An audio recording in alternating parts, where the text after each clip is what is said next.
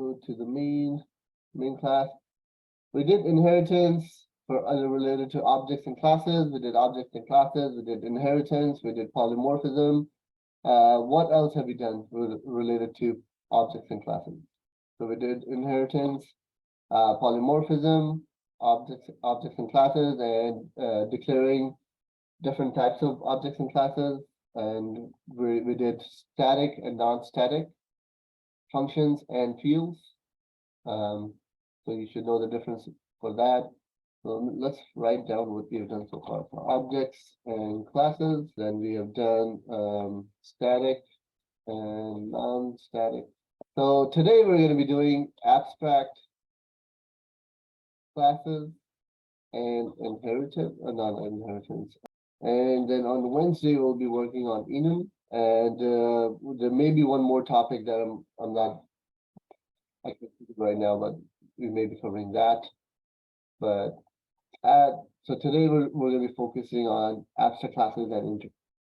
So they're similar. There's one key difference in between them, but they're very similar. So abstract classes and interfaces. I'm going to get rid of everything else. So all these topics will be in the midterm, right? So every single thing we have covered up until from day one will be in the midterm. So I'm going to get rid of this. That's not our focus today. Our focus for right now is just abstract classes and interfaces. So for right now, our focus is abstract classes. So what is an abstract class? Yeah, you get outline of subclass exactly. So it's kind of like a parent class, but you can't initiate it. So you can't call like a instance of that object. So you can initialize that object. So abstract class is just an outline of a subclass. That is actually a very good way of putting it. So you have a parent class. So you have a parent class, right? And then all these child classes are coming from that parent class. So now what you can do is you can make this one an abstract class. Let's do like a vehicle class, and all these classes will be coming from that. Now you can make this an abstract class. And all this would be like a requirement. Does anybody know what a requirement is in programming? What is a requirement? So a requirement is we have that at work. Even if you go to work, you will have that. For every single project that you start, you'll have a requirement. So requirement are a pre-written set of rules that you have to follow to get the work done. So let's say they have a task for you, right? So there'll be requirements for that task, that in this task, after you're done writing that code, these requirements shall be met. So every requirement will be kind of like this class shall have start method. So if you're working with a vehicle class, this class shall have a stop method. This class shall have a brake method. This class shall have an engine method, that kind of thing, right? So all those are requirements. When you're done writing the whole project will be, you have to check off each one of the requirements. That okay, this has it, this has it, this has it. Now all those subclasses has it. You got to go and check the requirements. You got to fulfill all the requirements. So that's what the abstract and pretty much interfaces do also. So they're pretty much requirement for subclasses. So these will be the subclasses, and this will be the main. So let's actually go and create an abstract class. I'm going to go and right click on source, SRC folder, and I'm going to do new and add a new Java class. In that Java class, we don't have vehicle. So I'm going to go ahead and add vehicle. So it's just like any other class. We're going to add a vehicle class, and I'm going to convert that into abstract. So the way you convert it is just just need a keyword abstract. So what does abstract mean? The keyword, not in Java, just in plain English. What is abstract? Unclear. Yep. So abstract means just like a rough sketch kind of thing. Interpretive. Yeah, that could be it. Yep. So the rough example of what the class should look like. That in Java, that's how I would look at it. So abstract means this is how all my classes that comes from this class would look like. So all the requirements that you want to put in there, you can. And the abstract classes, they pretty much are for methods. So they're not for fields or anything like that. So what happens in abstract classes, let's say you have public abstract method, void, and you method, right? So this is how you write an abstract method. So there's no body in that method. This is just a method in there. Now, so remember, we're going to make this like a parent class, right? So all the other classes will be coming from this, subclasses will be coming from vehicle. So now what we're trying to do is we're telling all the subclasses that you have to have a start method in your class. If you don't have a start method in your class, you cannot implement vehicle class. You cannot extend. I'm sorry, you cannot extend vehicle class if you don't have a start method. So this is one of the requirements to create a vehicle. Any type of vehicle. That's all we're saying. So if you add a class like car is a vehicle. I'm gonna add that, and now if I try to do extend vehicle, now I'll get an error. If you look at the error, so now it's actually telling implement method. So it's missing some method that you're required to implement now. So which method are those? It's going to be these ones, what we have declared here. We can have multiple methods here, but that so far we only have one. So if you come in here, we cannot extend vehicle unless we have that method in here. We don't have to have anything else, but we have to have that method in there.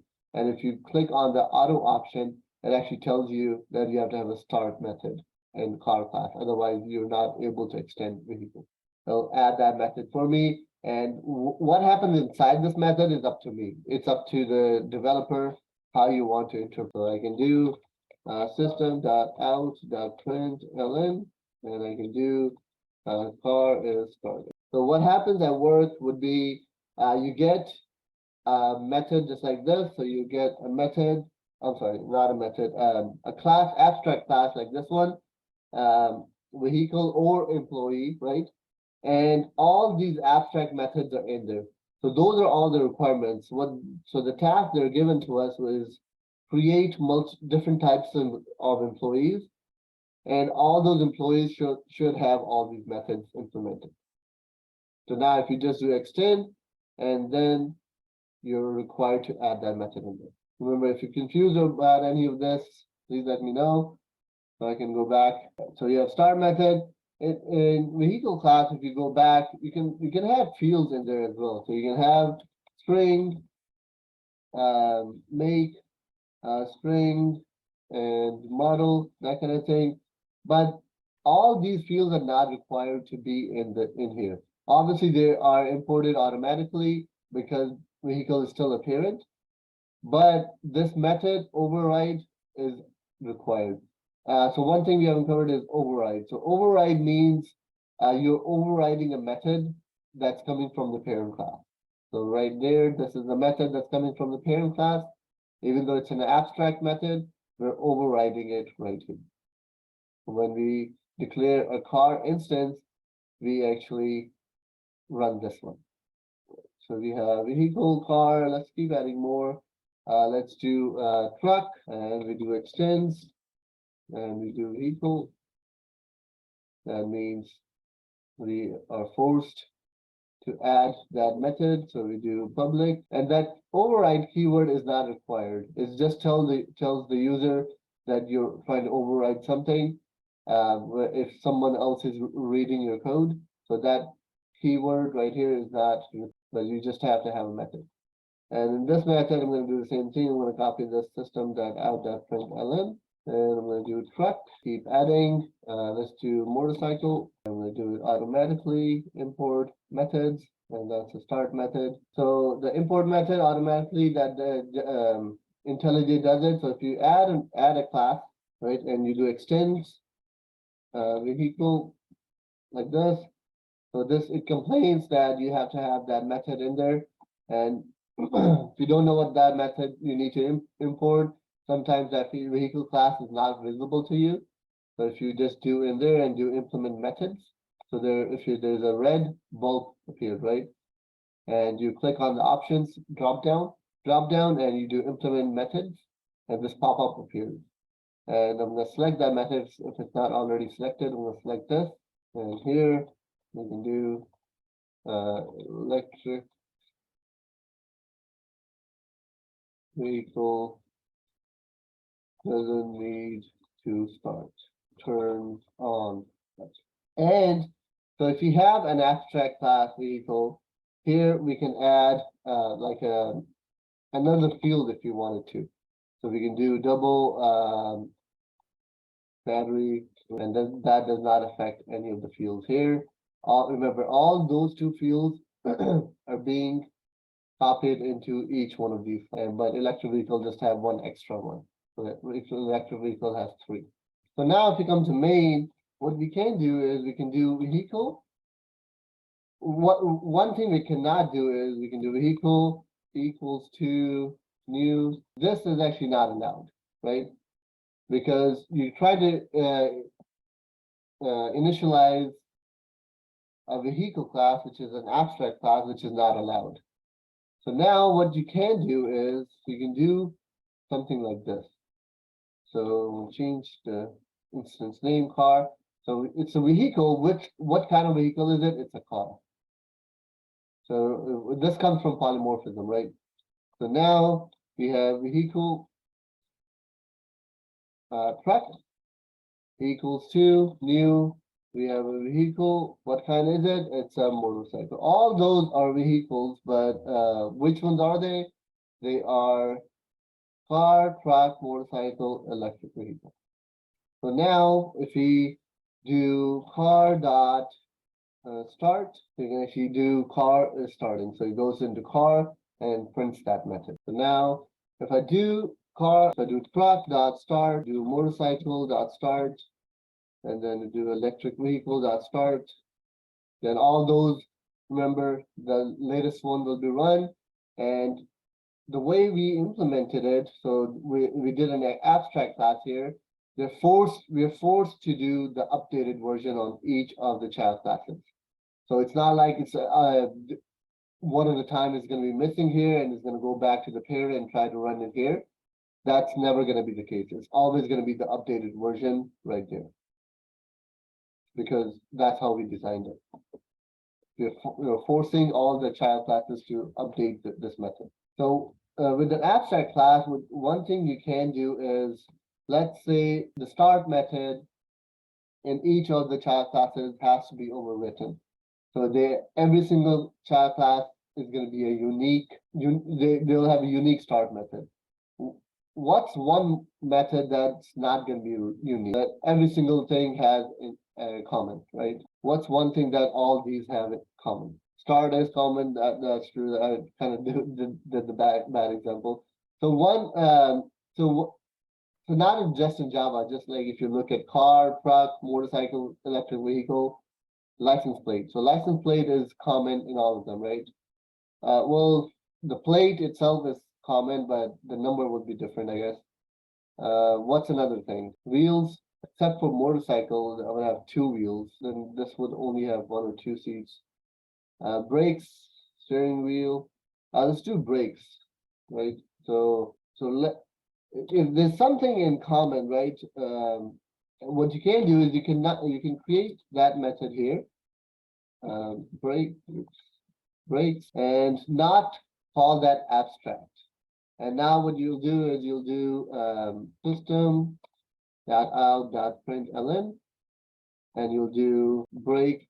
So now each of the child classes are not forced to implement that method, but all those classes have that method in there, right? So parent and child relationship exist. If there's something in the that all those four things have in common, you can just declare it as a method. But if you want to override one method that each one of the child classes have to override, you declare that as an abstract method, and they're forced. So now if I come in here and I do car dot brakes, and then do truck dot brakes, motorcycle dot brakes, all those will have the exact, so they're going into the parent class and getting that method, right? So if you run it, brakes are new, because this method is coming from the parent class, and it's not going to be changed in any of those. So yeah, so there's no way to combine them. You have to call them separately. One thing you can do is Java lets you do something like this, but there's still two different lines. So even if you run it, it'll be on two different lines. Output right here. You can't do something like this because the line break or it differentiates with the semicolon. But yeah, you have to call them separately. So easy, hopefully, not easy. Hopefully it makes sense. So all these objects and classes, the things we're covering since day one, are a different way of restricting the user, restricting your developer, anybody who's actually implementing those classes under you. Let's say you're the manager. So if you're the manager, you'll just be writing vehicle class, right? And you'll have abstract method in there, you'll have these methods in there, and then you're forcing all your employees who are working under you're forcing them to implement these methods for any child classes that they create for the project, and you're forcing them to add that in there. So there's never going to be a way. They won't be able to find a way to create a child class without adding those methods. So they have to add it. Yeah, so it is being recorded. So you can go back and always watch it. But if you have any question, all the things we're doing right now, if you don't practice, you're not gonna get good at it. One thing that I haven't done at work ever since I graduated is polymorphism. I've done something like this, but the actual polymorphism that we worked last week, that's one thing I have never done at work. I've been working for almost over 10 years, I think, and I haven't done that at work. But it just depends on what your company is focuses on. So I haven't done that yet. But every single thing I've used it at work. Okay, so let's move on. So all these classes right here, I'm going to get rid of those. Let's move on to interfaces. So interfaces are similar to abstract classes. So interfaces are very, very similar to abstract classes. There's one key difference, and let's go ahead and actually create an interface. So interface is exactly like a requirement, right? So there's things that are interface inside the interface that you're forced to implement. And let's say we have a class can fly, right? And instead of class, I'm going to do an interface. So it gives you an option which one you want to do. So instead of a class, I'm going to do an interface. You can do a class and change it to an interface by just adding a keyword or replacing a keyword, but I'm just going to do it. So the difference when you do that, it adds the interface keyword for you automatically. Before, if you don't do interface, it adds the class keyword. So you just have to change that keyword. So can fly interface, let's say it's the same thing, public void, and have a method in there, fly, right? So now this is an interface. Can fly is an interface. Any class that you create, if you implement can fly interface, you have to have this similar to the abstract class. You have to have that method. The interfaces, you cannot initialize them, just like abstract classes. So let's actually do an example.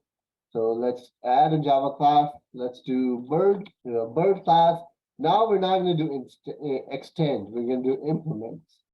So implements another keyword, and all it does is implements the interface. So if you have inheritance, you do extends, right? Now we do implements, and implements, we do that class can fly. So the difference between, one of the key differences between abstract classes and interfaces is you cannot have any other functions in there. So even if you have a function that's common in all of the child classes, you cannot write it in here. In interfaces, only functions you can have is like a function heading, the function that you want the child classes to implement. Now, those are the only functions you can have in here. If you go to what's the error, it says implement methods, it says fly. You have to have that method. You can have remember this bird is a class, right? It's an object. There are a bunch of other things we can add. We can add fields in there. We can do string, name of the bird, and we can do double wingspan or anything that you want. in there, but this method is required because we did the implement. We're implementing that can-fly interface, and in here we can do system.out println, and we can do birds are flying. So now if I go to main method, I can do can-fly, and we can do parrot equals to new bird like this, and the parrot dot fly. The parrot is not a good name because parrot would be like a child class of a bird, right? So let's add so we have an interface. We have one class that added that interface. Let's add another one. Let's do airplane. Airplane can fly, right? So that's the main difference. Yes, it says implement methods. We have to have that method in there. The airplane is flying, something like that. System out println is the airplane.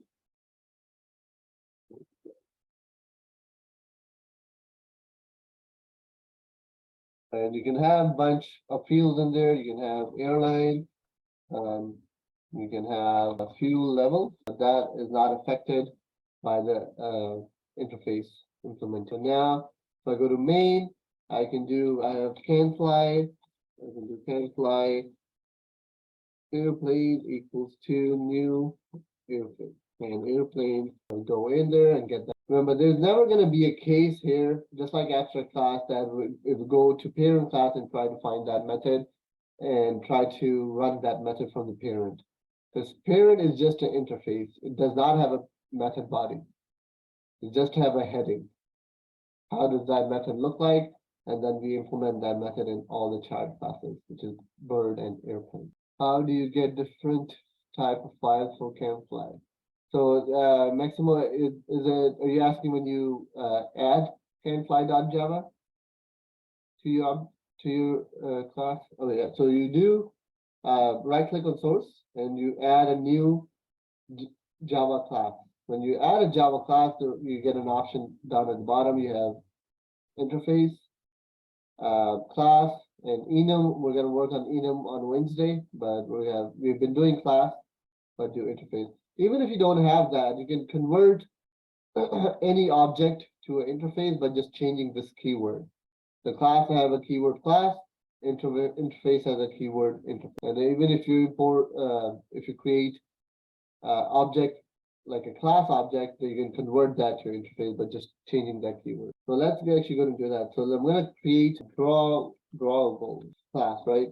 So I added this class, and now after I added it, I decide I don't want this to be a class. I want this to be an interface. So I'm going to come in here and change that to interface. I can add a method, draw method. I'm going to get rid of previous examples. So now I have interface drawable. And now I can create some shapes that implements this interface. Right now, I'm only doing examples of just one method, right? Just think of you have like 10 methods in there. Then each child class would actually have to implement all of those 10 methods. So let's do like a circle. Circle is drawable, and when implements drawable, yeah, error. I have to have that draw method in there. I add that method in there. System.out.println, and I do drawing the main, and in the main I'll just do drawable circle equals to new circle draw. I'll call that function. I'll go into that class. Circle is not an interface. Circle is an object. It's a class. It's an object. And all the things we can do with an object, we can do with the circle. So we can have a field, we can have a private field, double, and that would be like a radius. All those things we can do in an object, you can do with circle, but those things you cannot do with the interface. Interface are mainly for methods that needs to be implemented by the child class. Circle, I can have more in there, so I can do a square. And remember, if it's a interface, we do implement. If it's abstract class, we do extends, or if you're trying to do inheritance, we do extend. So we do implements, and that would be drawable. And here we'll just do system.out.println, and we'll just be drawing. Square is an object. We can add fields, we can add constructor, we can have other methods in there. We're not restricted to everything that's coming from drawable. So we can add our own functions in there as well, and just like we're adding our own field. So side length, everything. So we can have our own functions. We can do public. But what's one function we can add for square perimeter for square? Let's do so we do double get. So now get perimeter. What's the equation to solve that? Side return side length. That'll be get parameter of that. If I go to main circle, I can do drawable square equals to new to square dot draw. What happens if I do square dot get? All right, so I'll give you another example. There you go. So if you run this now, we get drawing a circle, drawing a square. That's great. So now remember, square has one more method in there, right? So now if I do square dot get, why am I not seeing that method in here? If I go back to square class, it's public, available to us. It's not static or anything like that. It's part of this class. It's part of an object. Why am I not seeing in the main? So this is something really important. I actually totally forgot about it, but we have learned it last week. This is what you guys practiced last week. Side length is not declared. So even if I had set this to like equals to 5, something like this, I would still get the same error. Remember, this is what you guys practiced last week. So why am I not seeing that method? I'm in here, it's public, it's available to us. There are no restrictions, it's not private, it's get parameter, it exists in square class. Why? So get rid of this. And I have square 1 equals to new because it's not in drawable. Exactly. So square, just like this. And now if I do square 1 dot get, I have that method available. Remember that child and parent relationship? Even if this is an interface, the way we declared the instance, the child and parent relationship still exists, remember? So if you're calling a function, it goes to the most parent class, which is the left side, and it's going to check if that method exists in that left side, which is the parent class. If it doesn't exist, we're not even able to use it. So the IntelliJ is restricting us from using it. Does that make sense? So now, remember the scope, that's where the scope comes in. So now, square 1, the scope is just the square. If the scope is just a square, then we're able to get to that method. Does that make sense? Square and circle. This is the parent class. This is circle, and this is the square has get parameter. The child and parent relationship still exists, even though it's an interface. There's still a parent of those two. So when we do something like this, when the way we have declared an instance, and we're looking for a function, it goes to the parent class first and then moves down to find the most latest one. If the function doesn't exist in here, remember that was automatically an error. That's the error we're seeing, which is square dot get parameter. So that's pretty much the basics of all interfaces and interface classes and abstract classes.